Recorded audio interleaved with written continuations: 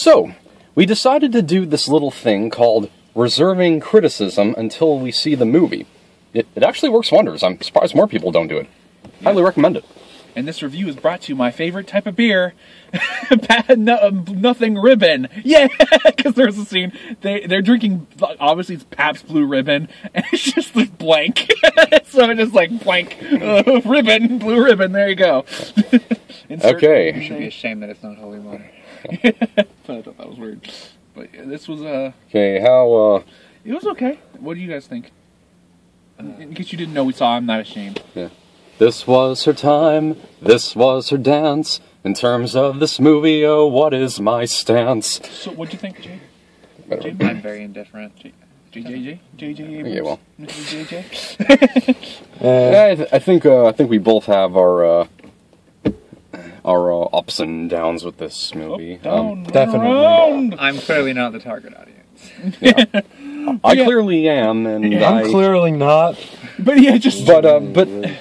Although, I really have to give credit to the director here, Brian Boff. He directed To Save a Life, the really great faith-based film I really like. I got to give him credit here. He did say he wanted to be able to allow other people to take something away from this. When he was first given the script, he thought for sure that he was going to pass it.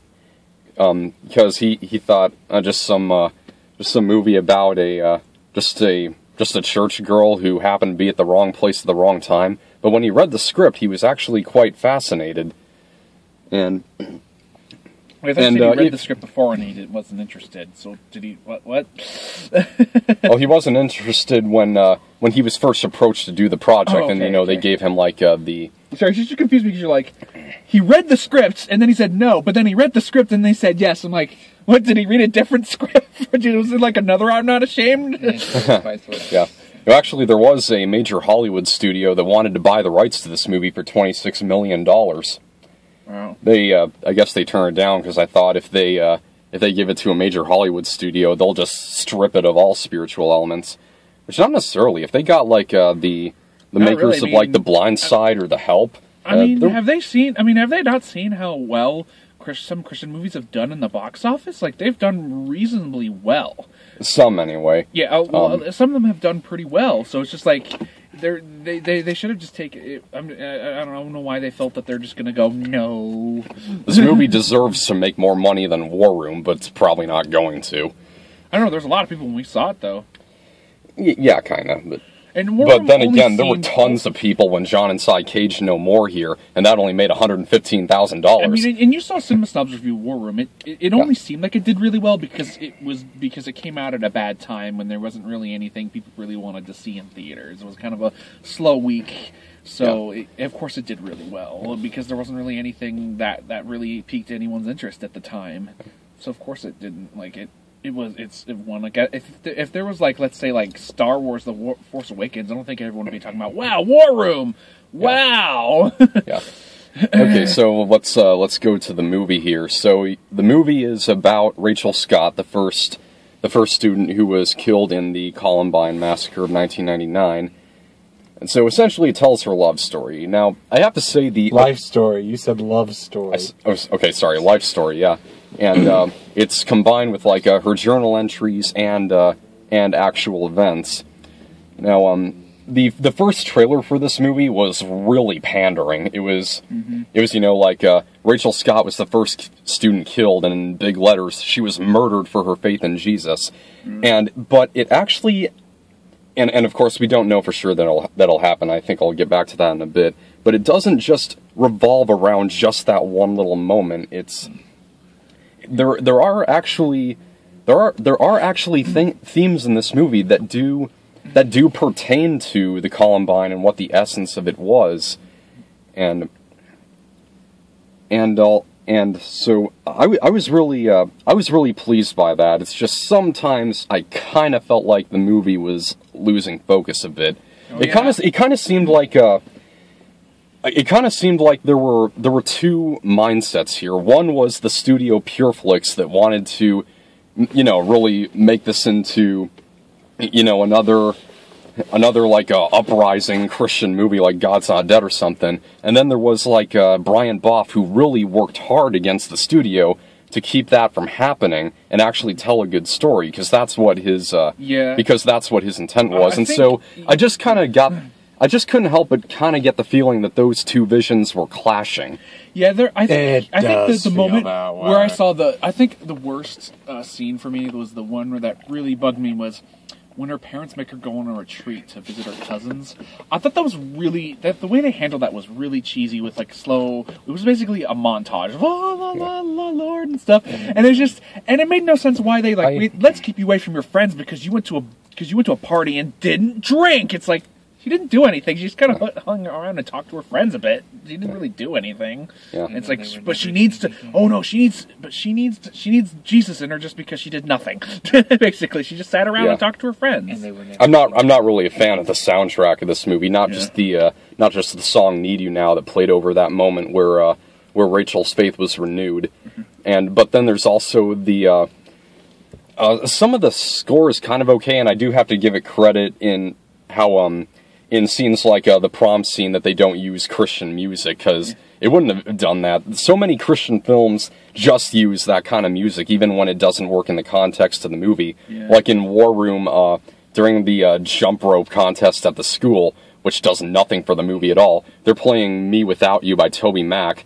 I'm pretty sure a school, unless it was a Christian school, would not play songs like that. So it feels. Yeah, I'm glad they did actually play some other music. Yeah. But then the first song that comes with the credits is a song by Jeremy Camp that's just too raucous, and it doesn't fit at all, especially with the ending. And so that song is called "I'm Not Ashamed," and then we get another song called "I'm Not Ashamed" by Abigail Duhan. So two songs with the same title in a movie. I'm pretty sure at this point they're only using titles that fit songs. As if that wasn't confusing enough, Jeremy Camp already has a song just called "Not Ashamed." We're very not ashamed in here. Yeah, but I did think there were some preachy moments, and I did think there were some melodramatic moments too, like there was a little sappiness, but other than that, it wasn't too bad. I definitely did feel that it wasn't too preachy, like it didn't, there were a lot of moments where it's like, okay, that's nice, but then out of nowhere something would happen where it's like, how could you go to the parties and not drink? Oh, it's like, she didn't do anything though, she kind of just hung out, and I mean, she said she was tempted a bit, but she never did, so there's no reason to complain. I mean, her parents don't know that. Yeah, I know, at the same time, but... be lying. Yeah, I know. But still, I don't know, I just don't think they should have chastised her for not really doing anything. I just felt kind of bad for her in that moment. I couldn't get with her parents at all at those moments, because I'm just like, well, she didn't do anything, leave her alone. There are some things that, there are actually a lot of things in this movie that I know happened due to the research I did. There are some things, though, that I felt were exaggerated, like Rachel did break up with a boyfriend because he was tempting her into sexual impurity, but I don't think that she was starting to consider it, and then the stick that broke the camel's back was her walking in to find him with one of her friends. I'm just gonna go on record to say I don't think that happened. Yeah, I know. That's why, it bugged me when we came in to see the movie and we saw some people waiting for Ouija, Origin of Terror, Evil. Some guy is like, well, don't worry about that movie. This movie's real. I'm like, yeah, it's based on a true story. You didn't say it right. Yeah, what did he say? It's real. Yeah, it's real. Yeah, this is based on a true story, but it's not real. It's not like they're actually. It wasn't like there was camera people while the thing was going on or something. I mean, all the quote true story movies are fictionalized in some element. Sometimes even most. Yeah, and like you said about the happen. So really, what I feel like was trying to be the main focus of this movie, at least on the part of the director. He wanted this to be a film that was speaking against bullying and school cliques. Excuse me. Cliques. Yeah, and that was definitely what really started to drive Eric and Dylan to pull off the shooting. Yeah, though I would have liked, even though I know it was about Rachel, I would have liked to see them bullied a bit. I would like to see more of their decision to just decide to become these psychopaths and kill people. I don't know. Yeah, well, there was there was some stuff there was in only there. one scene though. It's like only one scene where they slipped him in baby oil, and that's it. After that, they just Well, the rest of it just like I gotta kill everybody. Yeah, well, then they were watching like how the jocks with the white hats. That was actually a common trend in Columbine that athletes would wear white hats. Yeah, those jocks were weird too. Like there's a moment where one of them becomes Christian, and then they decide to be nice, but then they're still talked about like they're evil. Like, yeah, don't wear I don't think Rachel knew that they had changed. I know. I don't know. It doesn't excuse them from their. Yeah, I don't know. I just don't think like just because one of them became Christian, the rest of them were going to be like, yeah, let's be nice. I'm pretty sure they would still be kind of bullies. I mean, weren't they the same bullies? Weren't they the yeah, same they were Ben Vandermeer leading, who was in Never Go Back. I don't know. And so, although we did also see them like watching like the Trenchcoat Mafia getting bullied. I think Four Eyes was kind of a fashionable insult at the time. Yeah. And I think I have heard mixed reports that Dylan was actually part of the Trenchcoat Mafia. That's okay, but and so parts that I really felt I was really split down the middle about. It was that it was things like Rachel starting to feel like she was starting to feel like she was falling away from God because of the people that she's surrounding herself with, even though she is trying to reach out to them. Like her mother says, I think they're impacting you more than you're impacting them. And honestly, that scenes like that was where I started to kind of feel like the movie was starting to come to a halt. And but then again, when I really thought about it, this is the first time in just about any Christian movie I can think of where a Christian does some things that are objectionable. And so that's what I really liked about the faith-based element in this. It shows that being Christian does not separate you from being human. Like, Rachel was going through real-life struggles, and I still didn't drink though. Like I thought it would have been more impactful maybe if she did drink something. I think she did drink sometimes, even if she had like a beer in like the full scene. Yeah, that's true. She held it, but I don't think she drank it fully. Well, then there was right next to her. Oh, okay. Then there was like the one in the beer bottle that her stepfather found in the car, which may or may not have been from her. Oh, no, they don't actually confirm that. Yeah. They don't, all we have is her word. Yeah. And so a lot of the... Also, there's a lot of smoking in this. There's a lot of kids smoking. I was like, that was kind of weird to me. Well... I don't know. It's like, we're rebelling! Well, I'm sure that was common back then. It probably still is now. Also, I did get a little annoyed of the whole... Rachel always did this thing to be funny. Because she's an actor. I just thought that kind of got annoying a little bit after all. Well, eventually they stopped for a while, thank God. But... Well, I've seen some videos of her... And that didn't bug me, though. I gotta say, the actress who played Rachel, Macy McLean, she was terrific. In fact, her mom even said that watching her play Rachel was kind of like, she kind of felt like she was getting a little bit of Rachel back. Though I thought it also would have been nice if we got to see Rachel's father at least once, maybe. But instead, it's just like, nope, you can't see him because he's a God-hating heathen because he divorced his wife. He's not, though. I mean, they were. That is definitely a big mistake on the family's part, but I won't judge. They were all devout Christians, but I'm not sure exactly what led them to get the divorce. But Daryl Scott is the guy that leads Rachel's Challenge. That's the organization that is a campaign against suicide and bullying and whatnot. And so why don't I was see really more glad of that in the media? Yeah. So I was really glad that some of that got in because once again that's part of what drove Eric and Dylan to do the shooting. And so if you're thinking that Eric and Dylan in this are just going to be just nothing more than scowling atheists toward like Rachel and other Christians, no, there's actually a good chunk of the movie that's about them. I thought they were. I still think they were kind of handled a little silly. They did have some chewing. The actors were they did play them a little silly, and there was a little bit of violent video games. That's what did it. Violent video games. And you never got to see them bowl. They're bowlers. Let them bowl. And they were clearly playing Quake 4, which had not come out at the time. Well, Sorry, nitpick. I have seen videos of them. I think they were.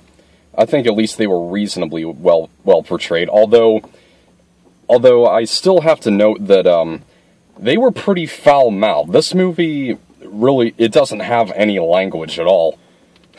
Yeah, I know. So what That's do they just think film? They don't want to offend their audience. They yeah, know but although To Save a Life, the other movie that this guy directed, that movie really did push the envelope in terms of like language and even sex and alcohol and stuff. They never like dropped the F-bomb, but still, the envelope was kind of pushed there, and I was kind of disappointed that they didn't do the same here. Well, because it's Pure Flix. They probably like, nope, okay, we can let you do this other stuff to get rid of our religious message, our completed religious messages, but you better not have, but if swearing, then we're Oh yeah, they had drinking, smoking, near sex, not quite there. But that's fine. I don't really heavy making out. Yeah, but no swearing. I just figured out what they reminded me of. What? Yeah. Vulcan Skull. Although, what? Vulcan Skull from Power Rangers. Oh my god! That was like the Vulcan Skull theme, and that was just perfect. Yeah. So I'm going to hell. Well,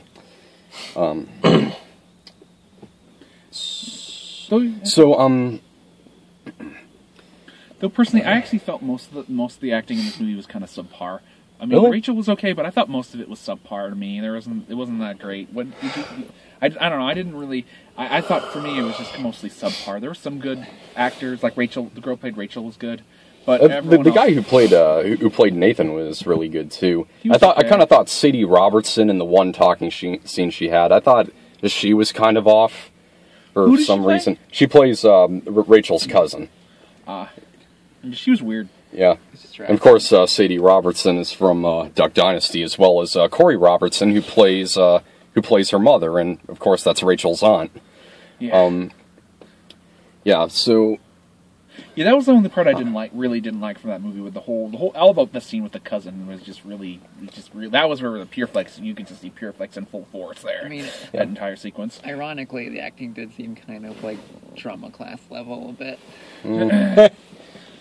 No, I didn't really see a lot of that. I thought it was pretty well handled. Although what is it with some of the name changing in this? Like Nathan's character, the guy's real name was Mark.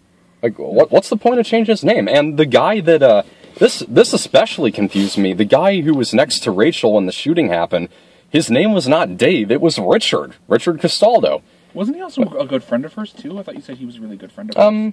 Yeah, he was. I actually don't know what their friendship was like before the shooting happened.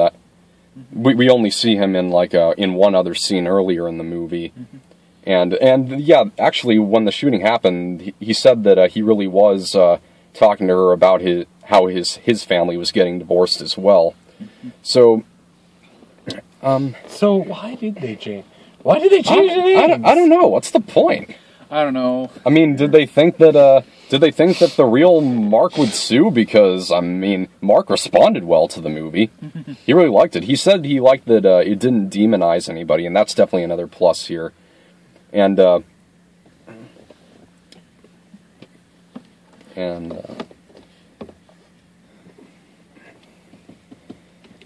so... Yeah, I agree. It didn't demonize anyone. Yeah. Well, I didn't really feel... Except for maybe the ones who killed people, I'm not sure. So, pertaining to the Columbine Massacre itself, how well did you guys think it handled it? Because... I don't know that much about the Columbine Massacre, though. I felt they did fine. I'm glad they didn't show too much shooting or killing or whatever, or they didn't just go all out and show them shoot everyone, because... a lot of people don't tend to like that about when they do that in movies anyways. I mean, I'm not particularly comfortable with it either, but... Yeah. As for the elephant in the room, a lot of skepticists are calling crap on Rachel being asked, "Do you still believe in God?" before they finished her off. Yeah. I thought it was fine for this movie. Yeah, I suppose. But okay, so here's basically what the evidence is. So Richard, I'm not calling him Dave. I'm calling him Richard because that was his real name. He said that he was shot 9 times and he survived. He's since then he became paralyzed, and so when he first woke up from his coma, that's the story that he told his mother, that exchange was made between Eric and Rachel, and since then he said that he has no memory of it, and so actually the one who's the girl that we were talking about earlier today in the car, Cassie Bernal, she's the one that's actually famous for having made that exchange. She was killed in the library, and she was praying out loud underneath the desk as he and Dylan were walking around selecting targets. What? Was Cassie in this movie at all? Did they show her? I don't know. Honestly, I do think there were some missed opportunities there, because they could have shown some interaction with other real students. I mean, Cassie Bernal and Lauren Townsend were in Breakthrough with Rachel, her youth group, or maybe they were in the movie and they just changed their names. Or they didn't, or they weren't, or they decided to try to not leave them in there because maybe the families of them didn't want them in or something. Maybe that. Yeah, and so we know that Cassie was at least we know that she was asked that question. It was when she was praying underneath the desk, and so Eric heard her and he knelt down and asked, "So you believe in God?" And she said yes, pulled the trigger, and then he went, "Why?" And okay, that's an regarding Richard's account, regarding Richard's earliest account, I would kind of tend to believe that earliest account, because people who do go through really rough events like that do tend to block out some memories. And although I highly doubt it worked, because it was as she was hostile. Christian, they were kind of hostile people, so I guess they would kind of say that maybe.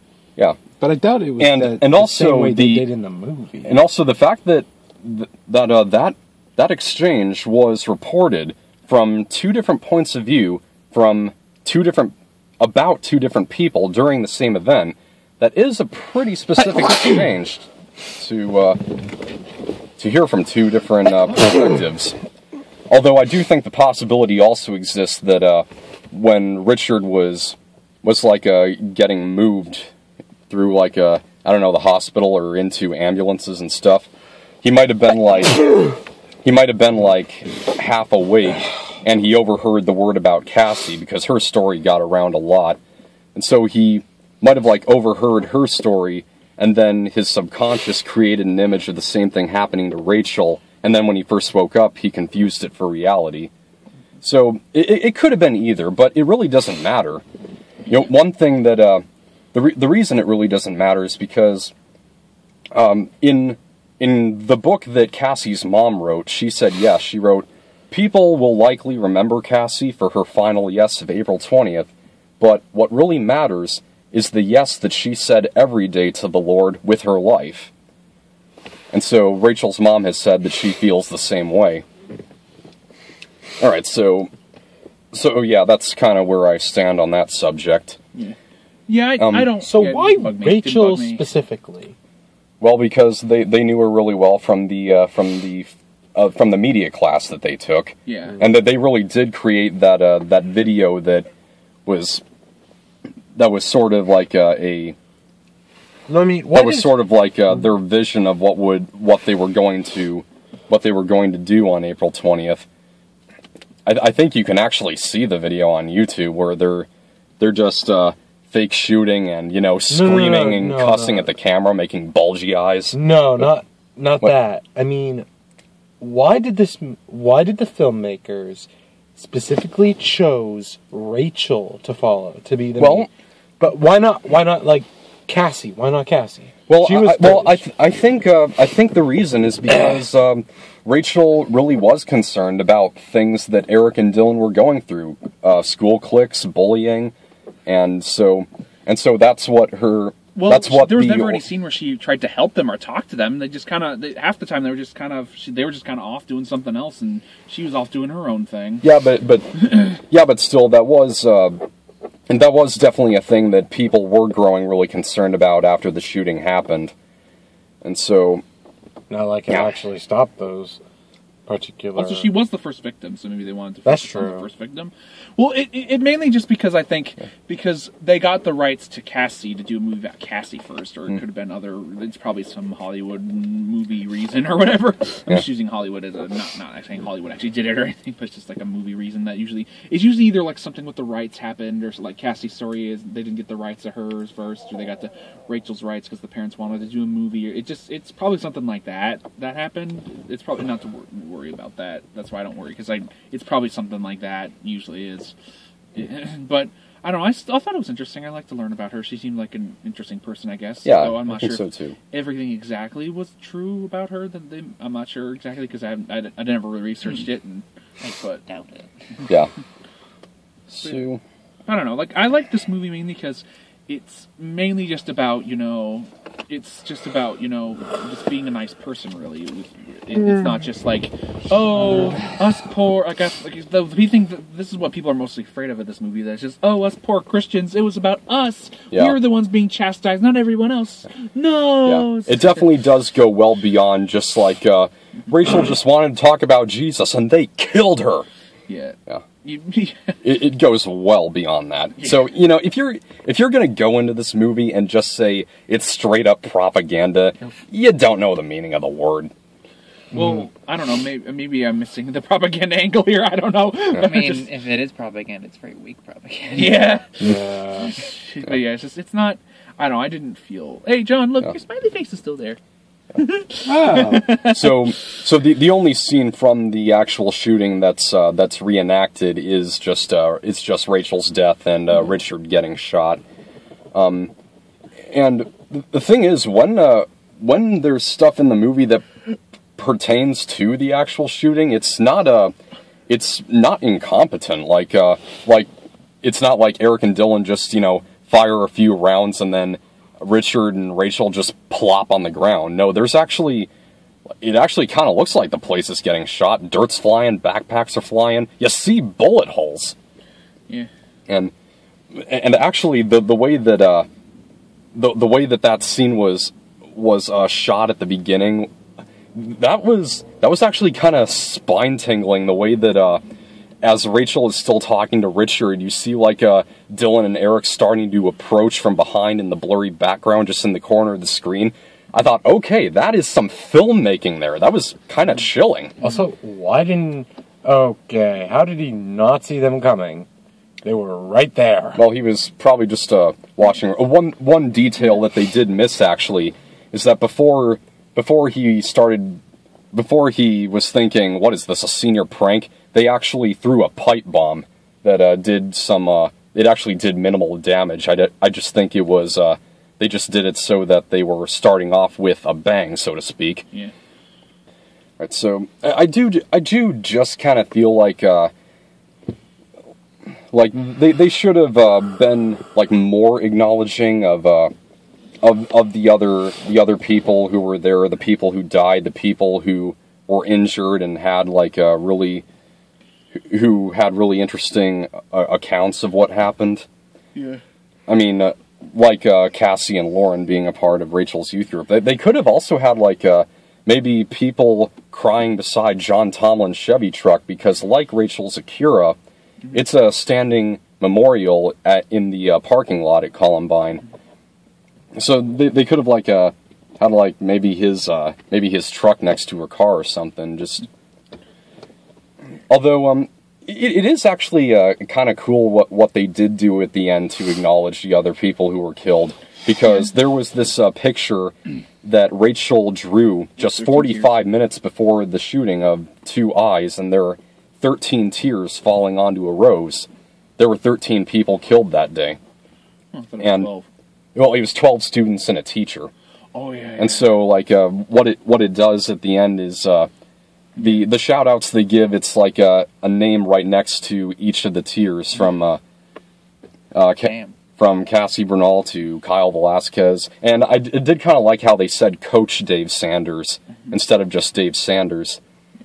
And so, I think they wanted to that was kind of cool. I just differentiate the teacher from the students. The thing about when I said before about they didn't show what's their name, the two guys get bullied enough, is at the same time it's more about Rachel anyways, so it didn't bug me that much. But at least you got to see them get bullied at least, so it's fine. Yeah. But I still even if they were going to focus on them a bit, I still think they should have shown them being bullied because I don't know, I didn't feel like bad. Like I couldn't see why they would just go, well, I want to kill everybody now, except for that they read that someone talked about Hitler for some reason, and then they're like, oh, let's kill some people. So it's just, I don't know, I just felt maybe they're, but at the same time it was more about Rachel anyways, so it didn't bug me that much. And I do take back what I just say about Rachel. She was, I guess if you say she really was like that, again, I guess it doesn't bug me that much.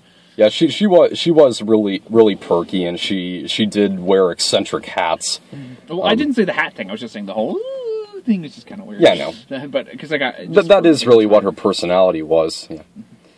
And she seemed like a nice person, I guess. So it's like, but I'm glad they didn't go too preachy with this. They could have gone a lot worse. Yeah, I mean, just say it out loud. A Christian Columbine movie. Yeah, it could have been a lot worse. Yeah, it could have been much worse. Because, like I said, I don't have much money. I don't have as many problems with the Christian community as this one here does. All right, we're not getting into it. We're not going to get into it, but I don't know. I thought this was much better portrayed and much more interesting than just whatever. Although what I was going to say earlier about the first implication there is to what the 13 tiers mean.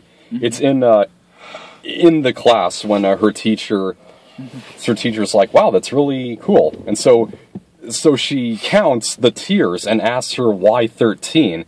She's like, I don't know yet. Wait, okay, a few things wrong with that. One, why would she count the tiers? Isn't just kind of the thing you naturally do when it happens to be 13?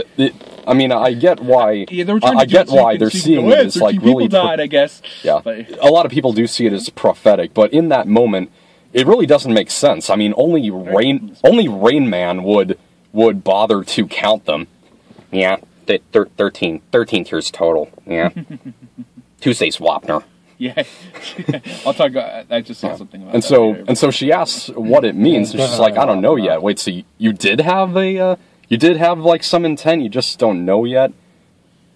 Okay, wait. Actually, what really happened was just she asked her what the picture meant, and she said she didn't know yet. And so. I guess they're trying to say that she predicted the future or something, or they're trying to do something weird there. I mean, it's not as bad as something like, he said I'd be okay. What? Who said? Rachel went to Jesus! Yeah. Actually, miracles from heaven. Actually, more people seem to be mad about Rachel being depicted as a martyr. I think more people should be mad about how blatant it was in Miracles from Heaven, where they say that the little girl went to heaven.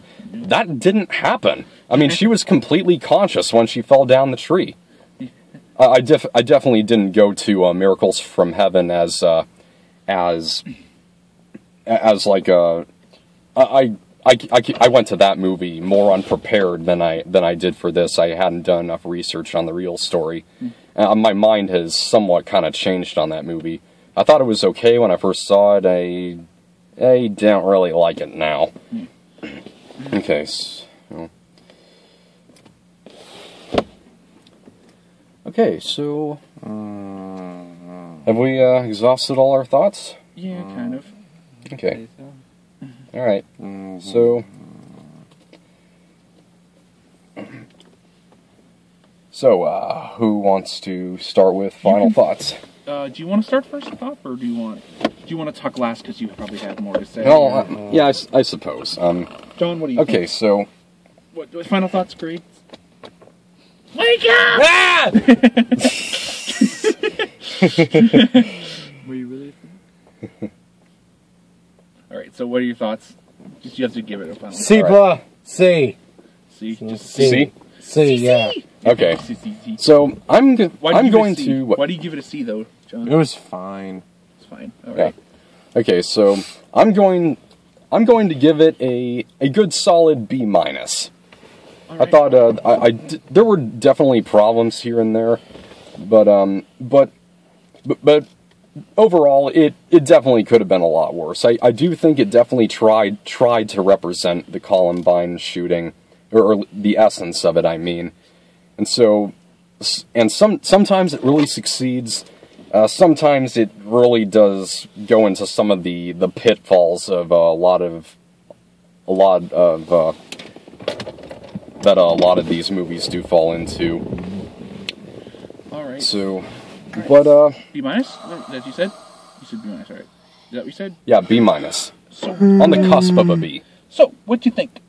I guess like a B- too, because it wasn't like overwhelmingly positive, but also it wasn't overwhelmingly negative. So like, might as well like round up and just give it a B-. Okay.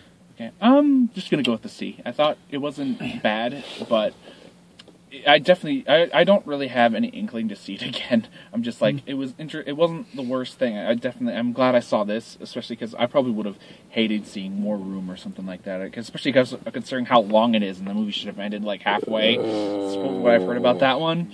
Yeah. So, but yeah, this one, I still have no really inkling. It was okay. Like I said, it wasn't as bad as I thought it could have been.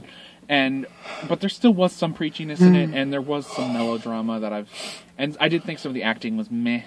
So C for me. Okay. So we have a bunch of new trailers. So yeah, I think this there's the Christmas this movie's got its it's got its ups and downs. So here's my advice to everyone: actually have a humane conversation about this. So yeah, give it a watch and decide for yourselves. Actually, one more thing I do want to say. This is directed at Pure Flix themselves. I do want to address the YouTube controversy. You see, the very first trailer for this actually came out like a year ago. That was back when it was scheduled to come out on April 20th, but her parents suggested that they bump it back because they saw the movie as more of a celebration of Rachel's life rather than her death. And so, okay, so the first trailer for this movie got flagged and then taken down by YouTube. And so I think the founder of Pure Flix had been fighting to get it back up, and they were demanding to know what was deemed outside of YouTube's guidelines.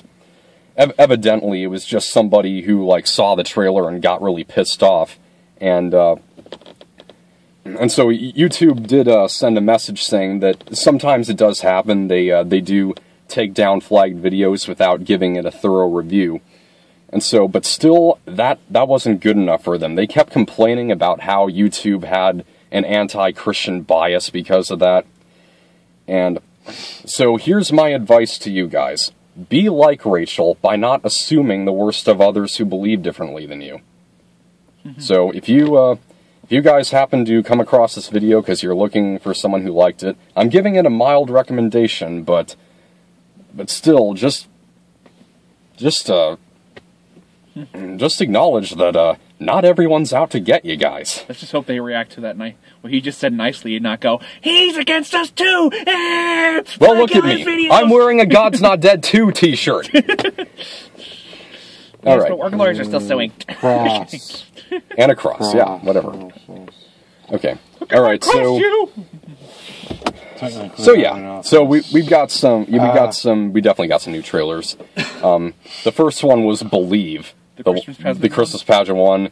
It looks okay. It looks I don't know. It doesn't look like the worst thing in the world, but it looks definitely made for TV. Like they should just left it in TV on a Hallmark channel. Put it on the Hallmark channel. Everyone can watch it there. Yeah, I agree. Then there was one that was, I'm not sure what it was about. There was like the military. There was stock car racing. There was Gavin Stone after that. Actually, I don't know, but this one is called God Bless the Broken Road. You know, the Rascal Flatts song? Well, actually, the Rascal Flatts song is just called Bless the Broken Road, but we gotta get God in there because it's Christian!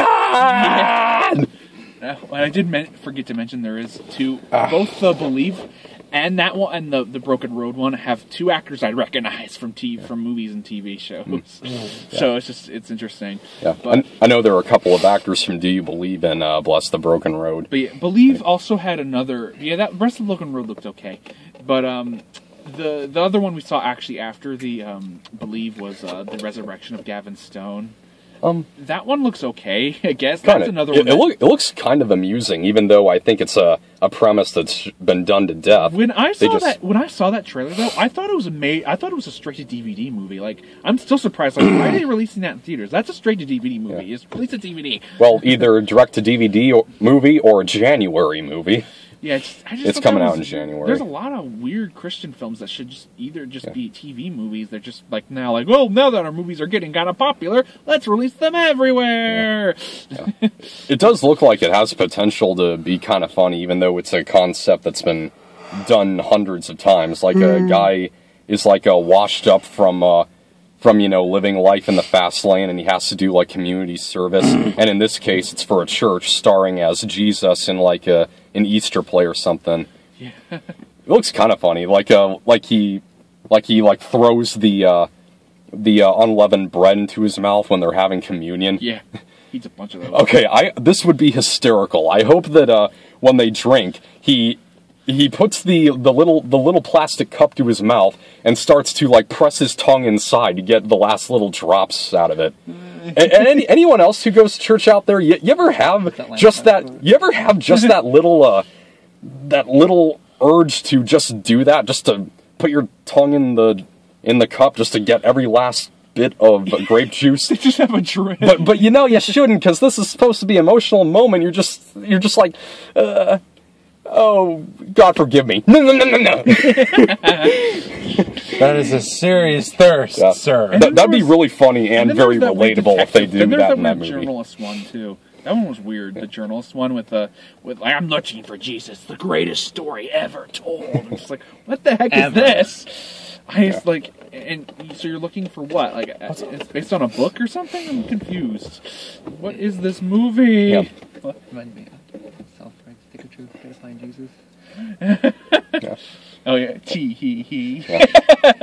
And actually, God Bless the Broken Road is Pure Flix's second attempt to give an alternative to the 50 Shades movie that's coming out the same weekend. When 50 Shades of Grey came out in 2015, the movie that came out alongside that was Old Fashioned, which was supposed to be designed to be the anti-50 Shades of Grey movie. And here, coming out the same day as 50 Shades Darker, we got God Bless the Broken Road. In what way? Like a romance? No, it was kind of... obviously it's not a romance, but... Old Fashioned was kind of... Yeah. And so, then there was one more trailer we got. It's an adaptation of the book by Lee Strobel, The Case for Christ. So... I haven't read the book all the way through. That was the detective one I was talking about. Yes. Yeah. I haven't read the book all the way through, but I don't know if that's movie material there, because I don't know. It could be, but I think most of the book is just him presenting the studies that he did, where he was challenged by his wife to do those studies about God, Jesus, and everything about the Bible. He started out as an atheist, and he was just doing it to prove that it was all balderdash. But instead, the more he found the truth. Yeah. All right. Well, So that comes out in February, I think. That looks okay. It yeah. was weird, a little weird. I didn't get what the heck was going on in that trailer, but yeah. I didn't understand this one. Okay, so that's it. Yeah, so we're getting a lot of faith-based movies nowadays, for better or for worse. So, how many of them do you guys think you'd want to see? Because I'm actually kind of surprised you agreed to come to this tonight. I don't know. It depends on what happens, if it looks interesting to me or something.